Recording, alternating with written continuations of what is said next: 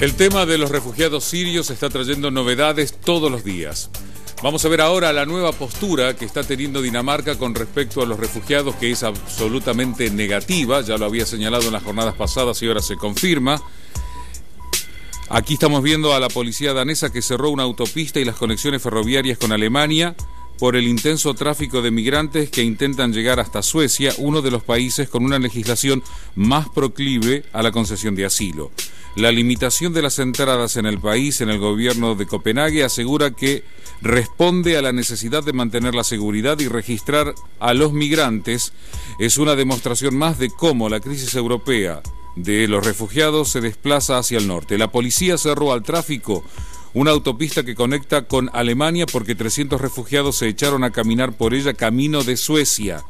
La carretera es una arteria importante de transporte entre los dos países y la policía aseguró que se vio obligada a cortarla porque le resultaba imposible garantizar la seguridad de los refugiados que ocupaban la calzada, muchos de ellos niños. Estamos intentando convencerlos de que es mala idea caminar por la autopista, dijo una portavoz policial. Los testigos a los que pudieron hablar o que fueron entrevistados por los agentes que intentaron convencer sin éxito a los migrantes, pero evitaron usar la fuerza. Y en Hungría, los viajeros forzados se quedan en Kanjiza lo menos posible porque intentan entrar en Hungría antes del 15 de septiembre. Ahí va a entrar en vigor a partir de esa fecha una nueva ley de inmigración aprobada por el Parlamento de Budapest a pedido del primer ministro Viktor Orbán. La nueva ley tipifica el ingreso ilegal como delito. Por ahora los refugiados logran pasar por el único lugar en que no hay valla de alambre, la vía férrea Horgoš-Reske, que une a los dos países vecinos. Ayer llegaron unos 3.200 refugiados a Belgrado, la capital de Serbia, desde donde los inmigrantes siguen su viaje hacia el norte de Serbia. Y también están tratando de llegar a Austria. Hoy Austria dijo no más trenes. Además, un dato. El Jean-Claude Juncker presentó propuestas en el discurso sobre el Estado de la Unión Europea y ante el Pleno del Parlamento Europeo y pidió solidaridad y valentía a una Europa que ha sufrido en primera persona guerras y persecuciones religiosas y políticas en el pasado, pero también ha hablado de la repartición de los refugiados entre los distintos países, sobre todo sirios y eritreos, y el objetivo es ayudar a Italia, Grecia y ahora Hungría, que están desbordados por la llegada masiva de migrantes, pero también ha hablado de ciertos cambios dentro del control de fronteras en la Unión Europea.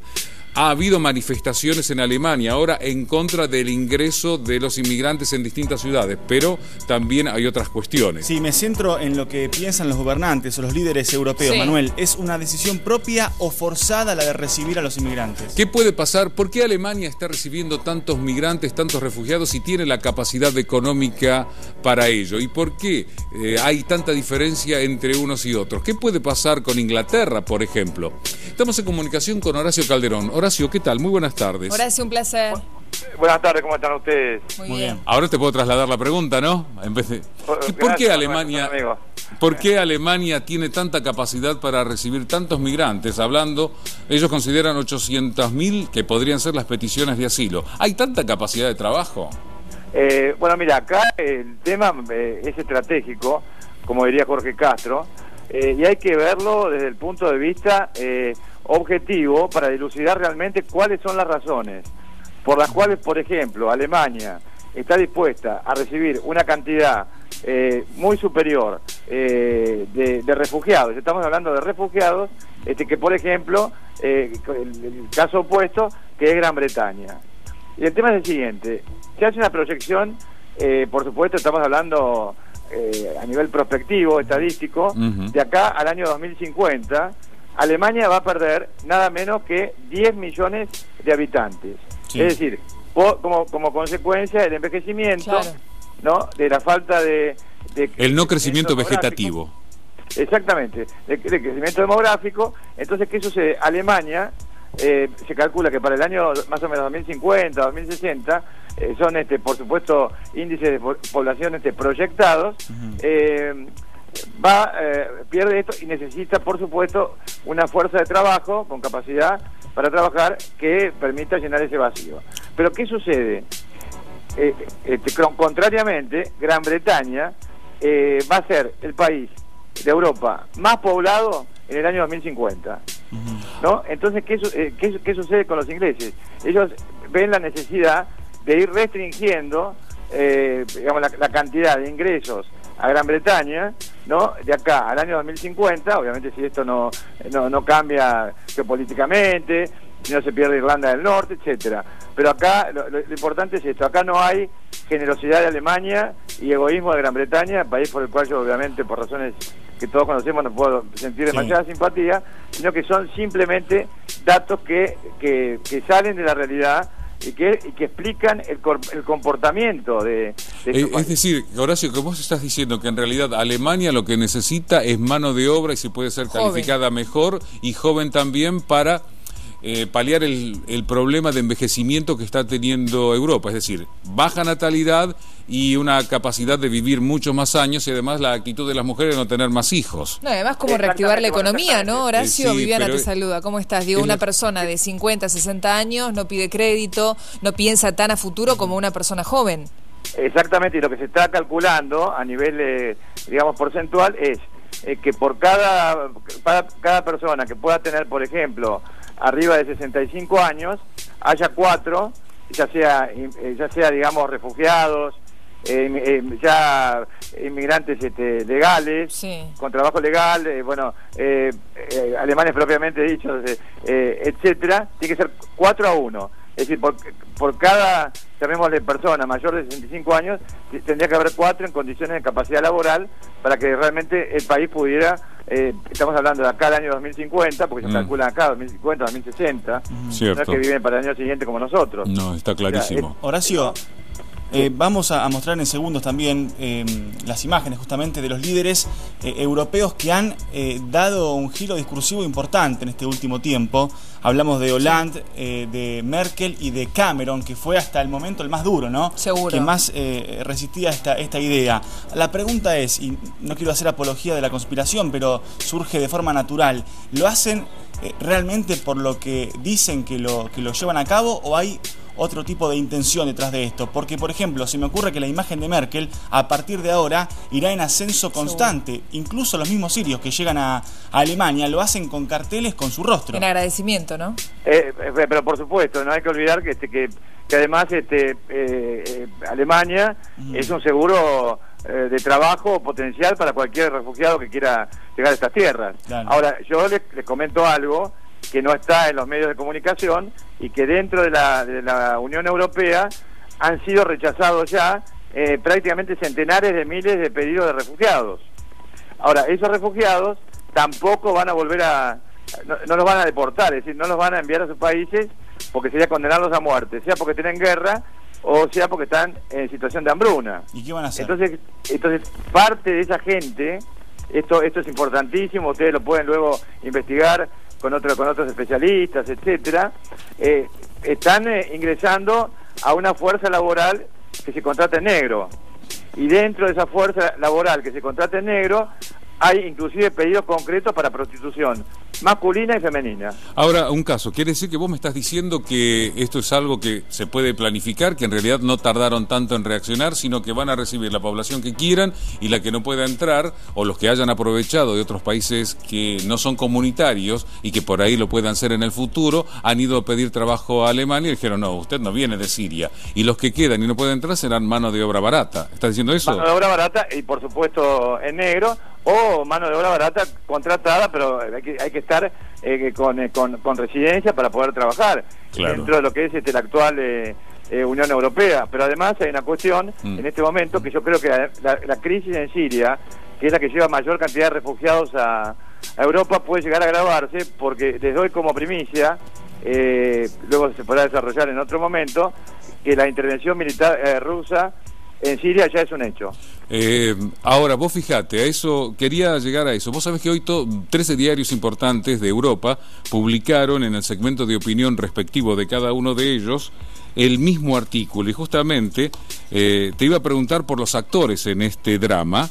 Dice, entre otras cosas, dicen: a medida que pasan los meses vemos que Europa no ha hecho lo suficiente y lo que ha hecho ha llegado demasiado tarde. Y pide, entre otros extractos de ese artículo, que presionen más a los otros actores internacionales fundamentales como Irán, Rusia, Arabia Saudí, Turquía y Estados Unidos para que hagan el máximo esfuerzo con el fin de reunir a las partes del conflicto sirio en unas negociaciones de paz dirigidas por Naciones Unidas. Debemos actuar y debemos actuar ya.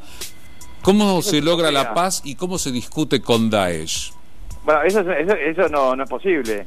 Eso es una utopía porque obviamente varios de los actores a los cuales acabas de nombrar, por ejemplo, Estados Unidos, Turquía, Arabia Saudita, ¿no?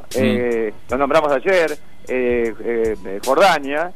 Queremos decir que Daesh es el Estado Islámico, el acrónimo árabe. Claro, pero además no hay que olvidarse que frente al Nusra, respaldado por Arabia Saudita y por Turquía e incluso por Estados Unidos, es la rama de Al-Qaeda en Siria. Ahora, ¿qué sucede? Va a ser por un lado, y por el otro lado tenemos a Rusia, a Irán y al Hezbollah libanés respaldando al presidente de Siria, Bashar al-Assad. Entonces, tal vez sea más fácil sentar a una mesa de negociaciones a Estados Unidos, a lo mejor con Rusia y con Irán, que en definitiva en este momento está muy preocupado Irán.